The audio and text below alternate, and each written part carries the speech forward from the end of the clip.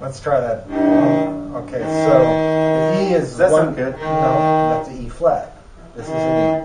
That's an E. That's an E natural. This is an E flat. This is an E natural. Okay, so here's what the relationship between these notes is. This. La, la, la. So basically, you got to memorize that interval, the relationship between those two notes. So once you memorize, you implant that in your head. Anything else, like that's flat, that would be sharp. So that's flat, right? That would be flat. See how? So the whole idea. So this one's flat. Yeah. So the whole idea would be to get your brain to distinguish the difference. So you want an E flat for this note, or no? No, that's an E natural. And which one is the E natural? Do, re, mi, fa, sol, la, re, do. So if you're thinking of just a regular major scale, starting on, what do we have? Okay, so that's a good tune. that's the key signature in that is C, but we're actually in the key of G, but it's not giving, and it doesn't matter because it's such a basic tune. So is this an E natural then?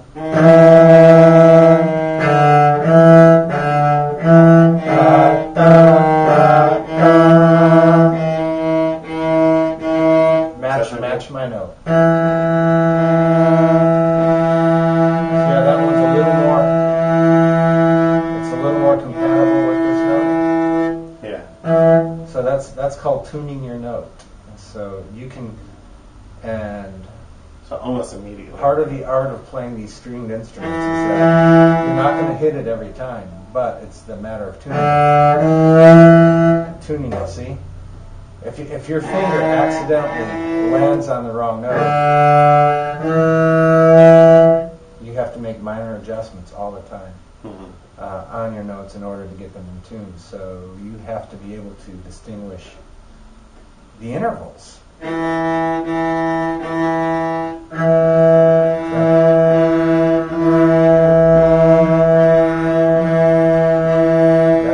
about the best right there. So let's try this one again. Okay. And also the counting is, I don't know, when you went back to these exercises, because it's pretty essential. I find that when I'm playing by myself, I won't play too fast. Yeah, like here. This one right here. Even though that's really basic and you're just dealing with open notes, the important part of this one, this exercise, number 14, is the counting. And it's good to count out loud. So you're going 1, 2, 3, 4, 1, 2, 3, 4, 1, 2, 3, 4, 1, 2, 3, 4. Oh, that was number 13. I'm sorry. I thought that didn't. I read it. No, that was like, but still, the same thing. It's asking you to. Number 14 is specifically asking you to count out loud. A lot of people miss that, but the counting out loud thing is really important. So let's do the counting at number 14 and count out loud. Okay, let's do it together. Ready, go. 1, 2, 3, 4. 1, 2, 3, 4. 1, 2, 3, 4. 1, 2, 3, 4. Also, another thing to keep in mind. There's a lot of things to keep in mind in the exercise. That's why they keep these really basic at the beginning, so that you're mindful of things like counting, bow direction. Okay, so there's no change in bowing. Yeah.